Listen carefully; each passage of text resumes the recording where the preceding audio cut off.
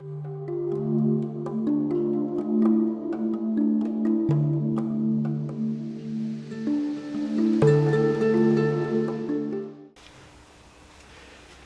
right. Verse 10 says, Then Judah said, The strength of the laborers is failing, and there is so much rubbish that we are not able to build the wall. And our adversary said, They will neither nor see anything, till we come into their midst and kill them and cause the work to cease. So it was when the Jews who dwelt near them came, that they told us 10 times, from whatever place you turn, they will be upon us. Therefore I positioned men behind the lower parts of the wall at the openings, and I set the people according to their families, with their swords, their spears, and their bows. And I looked and arose and said to the nobles, to the leaders, and to the rest of the people, Do not be afraid of them. Remember the Lord, great and awesome, and fight for your brethren, your sons, your daughters, your wives, and your houses. May the Lord add a blessing to the reading of His word for the edification of our soul. Amen. Amen. I've been reading these first 4 chapters of this book all week. And I realized that the same problems that Judah had then we have now. The walls of the city was destroyed, and the enemies came in and wreaked havoc on the people and the city. Our spiritual walls have been destroyed. Nehemiah had asked of the condition of the people. He was told that the people of the captivity was under distress. His concern for his people caused him to fast and pray. In his prayer, he confessed to the Lord that he and the people had become corrupt. And I always say, confession is good for the soul. When we think about the word corrupt and what it means change from a sound condition to an unsound. Something that's spoiled, something that's contaminated, something that's rotten, morally unsound, perverted, evil. Like Nehemiah, I am praying for my people. That we would come to know God and obey His word. I notice, however, that every nation of people holds on to their culture. Everywhere you go in China, go in Chinatown. Chinatown looks like China. Huh? Amen. Koreatown look like Korea. The Latinos, the Greeks, the Italians, you see symbols of their culture. Even white supremacists. You see symbols of their culture, the swastika. Where's the symbols of our culture? Ghetto. You're right, the ghetto. But we used to have a strong, powerful culture. It was based upon the church. All right. Amen. All my life I remember a strong spiritual presence over us until the last 25 years. Things we do today, we wouldn't have dared to do 25 years ago. Amen. Letting our cultures, letting other cultures influence us, breaking us down, breaking down our spiritual walls so the enemy could come in and destroy our families, Amen. destroy our love for God That is right. and His church. That is right. It used to be a time where people really loved coming to church. Amen. Huh? I remember. You wouldn't have to beg nobody to come to Bible class and Sunday school. They loved to be there. Amen. Amen. 25 years ago. Well, Our walls, our spiritual walls were strong. The enemy couldn't get in. The civil rights leaders used to meet up in the church house and plan their motives of attack against all other cultures. Oh, we was a people. We didn't have nothing like we got today. The only preachers had the Cadillac and only the good ones had them then.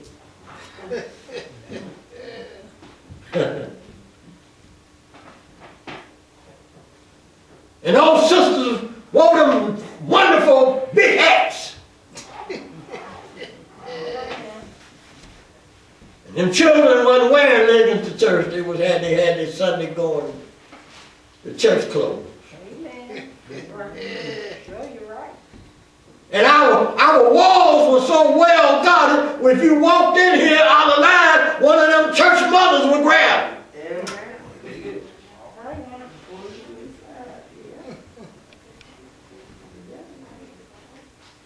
We got our civil rights. Got to do what we want to do. Next thing you know, all it took was one somebody did not stand guard. All right. And our spiritual walls start coming down because the enemy had got in and corrupted us. Now we ain't got time for Bible study. I don't care how many times I say it, how loud I say it. I can get up on this mic and say it. Ain't nobody gonna hear me. We're corrupt. Yes, we are. I can announce Sunday school at 10 o'clock till I turn blue. Ain't nobody gonna hear me. Because we corrupt. All right now. And our spiritual walls have been torn down. We don't, you might say, how are we corrupt? Some folks might not want to hear this. Number one, we don't attend worship like we used to. It seems like coming to church is a job. It's a job for me to get here. Number two, I talked about Bible study and Sunday school. Number three, our focus is on what we can get and not what we can give. We should be a giving church. All right. Now we don't give nobody nothing. And get mad if they ask us. All right now. We are divided in the homes, divided in the church. Our thoughts are like dust, and any way the wind blows, it blows dust. The enemy makes you feel like you can lead just to make sure you don't follow leadership. All right. Our spiritual walls are broken down. All right now. We are messed up. Our whole program is corrupt as a nation of people. So I don't want nobody to think, oh, I'm talking individually here, because I'm not talking individually. This is a message about a nation of people. All right now. A nation of people that was chosen by God to be priests for the world. And the enemy systematically got in there to this. We used to have black businesses, mom and pop shops, candy stores. Our community was doing better than the poor white communities. Amen. That's right. They systematically made a plan though. Said, you know what? Get that money out of their community. Then you got those mega stores. Sears bought out Roebuck. Walmart was developed.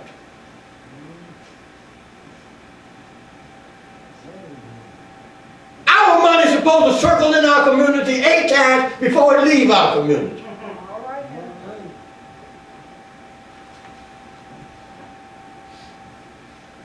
They put these stock markets and brokers together and form these corporations to close the mom and pop shops out. Then they attack the church.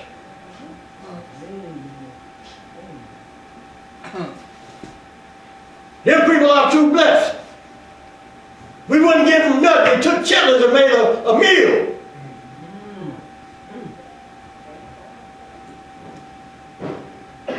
Used to be a time when the police walked in our neighborhood, they carried a stick. They wasn't dressed like soldiers.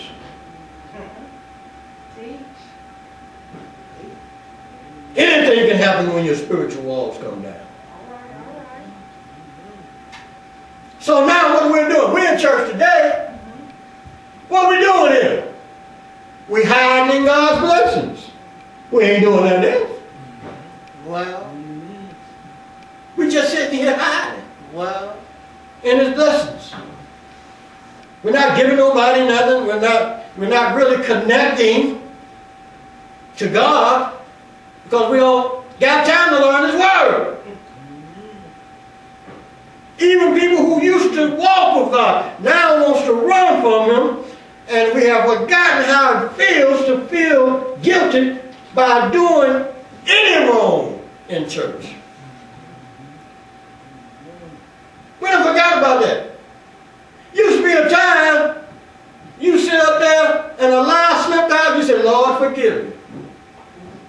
But now you sit up in the church and lie like a rug and don't say, have no guilt. no conviction. No conviction. Because our spiritual walls are down. You don't know how hard I'm fighting to try to reestablish these walls back up.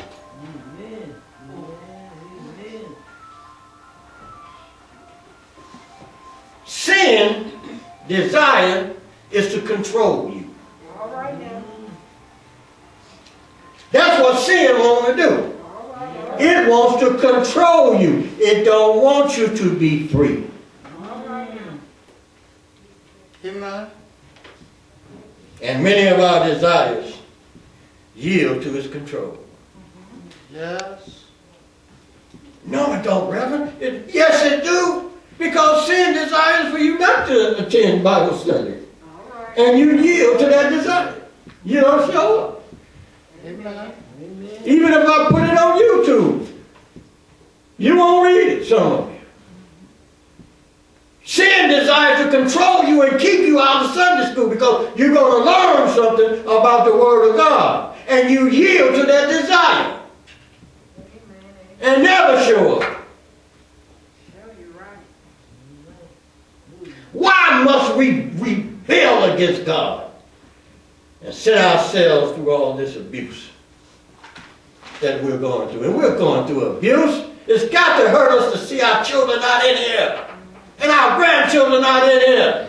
It's got to hurt us somewhere because we was up in here when we was young. Doing Christmas programs and Easter programs. Say that. Say that.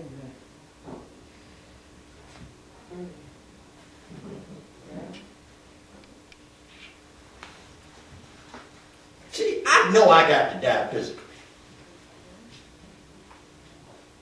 When God told Adam, the day you eat off that tree, you shall surely die, Adam had no idea what God was talking about, because death wasn't activated. And yes, he died that day because he left from being a spiritual person to being a physical person. And many of us have died. We have died. Yeah, we're still sitting up in this physically, but we're not here spiritually. You can sing a song till you're blue. It ain't touching nobody. Amen. Used to be a time you could just start out on certain songs up in here and people would start crying. Amen. All right now. Teach. I don't want to die spiritually. All right now. I know I got to die physically, but I don't want to die spiritually. Amen. And that's why I won't let nobody take the church from me. CDC, ABC, none of them. I ain't gonna let nobody take the church from me because just like a fish need water, I need my spirituality. All right now. Say that. Say that. If it wasn't for the church, I'd be dead. Yeah. Spiritually. And if I die spiritually, that'll kill me physically. And I can't live independently from God. Amen. I can't do it. I can't live independently from God because everything that I have comes from the Lord. Say that. Say that. From the roof over my head, to the food on my table, to the clothes on my back, to the shoes I walk in. Everything that I have comes from the Lord. I cannot live without Him. Oh, yes, sir. Thank you.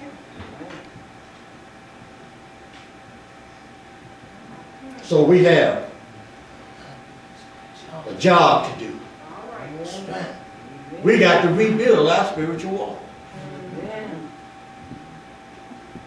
Like Nehemiah, he told the people, look,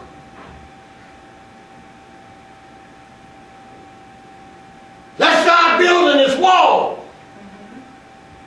I don't want you to go no farther than around your own house and start building a portion of the wall. And that's what I'm saying to you today. I don't want you over there or over there. I want you to start rebuilding the spiritual walls in your own house. All right. Reconnecting to the Word of God. Yeah. Nehemiah had some opposing forces.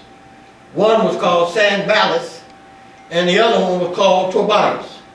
And these men had political power.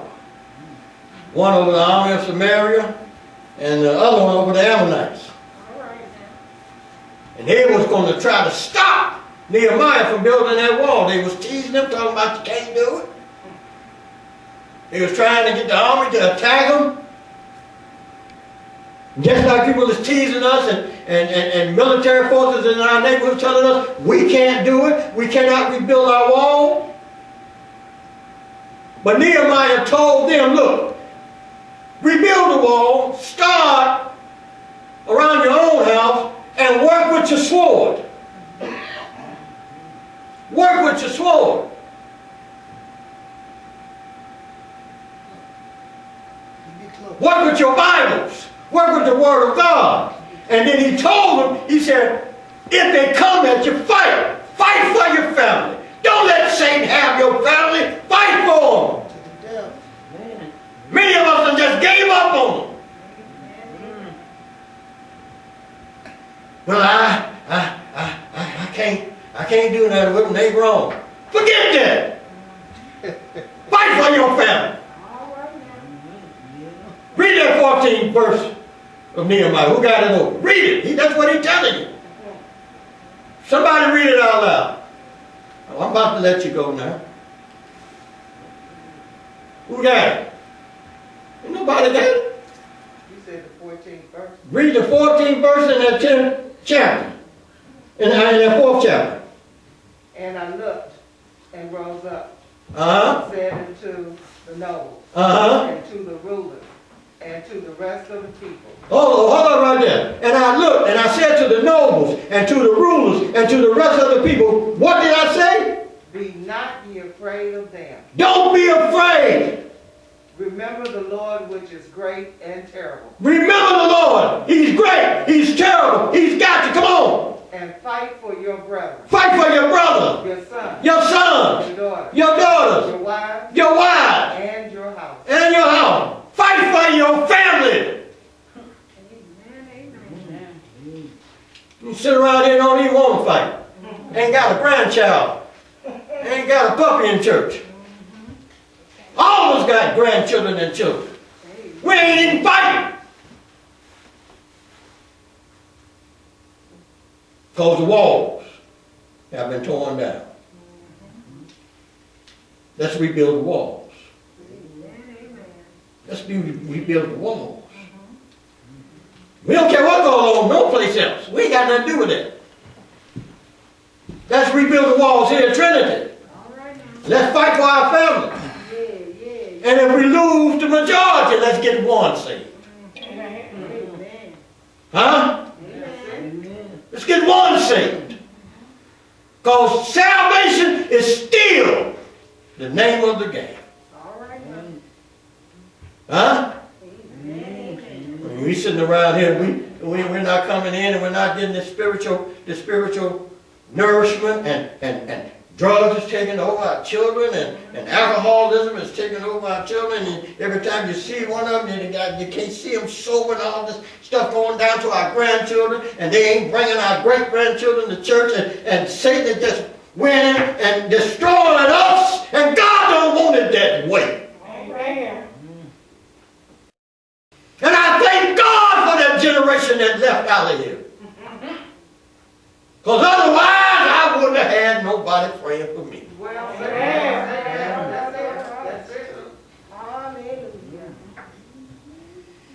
I would have had nobody praying for me. Everybody, oh, let's just turn up. It's okay. Well, they grown. Tell my dear I was going to see if she would knock the hell out of me. That's right. Say it. Wow. All right now. I remember when I was a young boy, and I thought I said something smart to my dear, and I was on my way over that 4813 South Evans. I was on my way down the stairs, and that jerky lotion jar caught me in my knee before I got out that vestibule. Okay. Because the walls was tight. Now don't get me wrong, don't start trying to build them here. Start in your houses. When you see them, talk some Jesus. And use some love. Say, you know what? Come on, let's go to church. Just one time. The Holy Spirit might meet them here. Holy Spirit might meet them. They might decide to come back in. Fight for your children. Fight for your family. Let's rebuild these walls. And God bless you. And have a smile upon you.